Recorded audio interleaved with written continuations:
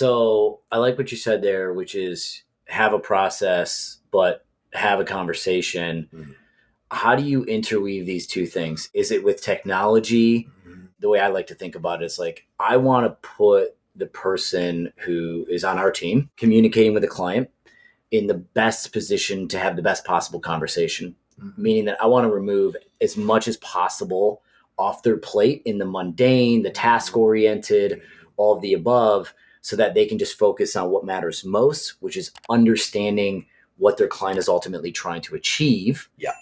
And you talked about that a little bit, which is like listening versus how much you're talking, Mhm. but also you've got to be able to make sure that you're getting all that sort of like documented, recorded. Like, how do you think about making sure that the process meets the goal, which is ultimately communication? Yeah, it certainly is. There's an operation to it, and then there's that communication end to it. Your system has to help people remain organized. Your system has to prompt your people or prompt you, even if it's not on a massive scale, even if it's on an individual scale. You have to have a system. You and I talk about that a lot, right? Your system needs to be unbreakable. It starts with maybe it's just Outlook. Right? Maybe it's just everything you do is in Outlook and you take methodical notes. You set your reminders the same way every time. I'm a 2 reminder guy. I'm a 1 hour and a 15-minute guy. I got to get it on my radar an hour before, and then I need that 15-minute you're on soon. Right? Everyone has their own thing. But yes, your system has to complement what you're trying to achieve with every client. And this could be a singular client. This could be on a B2B level. This could be no matter what it is. I think you raise a good question in that, you have to have the technology today to support running a clean business. But once your technology tees it up for you, you yourself have to be professional enough to run that system, run that play. I like to coin the phrase, professionalism over politeness, right? Mm-hmm. You have to have a system that you believe in, and you have to let your clients know that working with you means that you're working that system for them.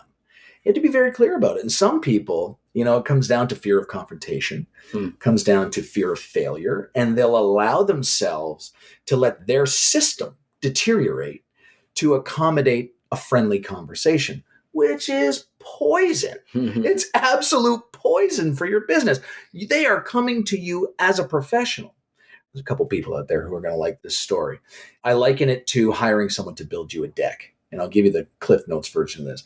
If the person you hired to build your deck is asking you if you should use nails or screws, and which they prefer, you don't want to talk to that guy, right? You want someone coming in and going, here's what we're going to do. Now that I've got your design, this is the system. Bam, bam, bam, bam, bam. Within the next 48 hours, you're going to have yourself a deck, but it's got to be done this way. Your dog needs to be left in the house or else I can't go in the backyard. I'm deathly afraid of dog. You need to clear out your driveway so I can drop off the lumber. And they've got a system, right? You need to implement those guidelines with your clients without fear of losing. I think about appointment setting the same way, which is like, if the person for the deck's like, I can start whenever you'd like, right? As opposed to, You're not very busy, is I it? can start next Thursday at 7:30 a.m. I go, That's okay, right. This is somebody who like clearly has a set schedule, a business that they're running, and I'm one of their clients, but they do this all the time and they do it extremely well and they're very dialed in. That's right. Exactly. Your process, the way that you present that is going to build confidence in your client. Guess what?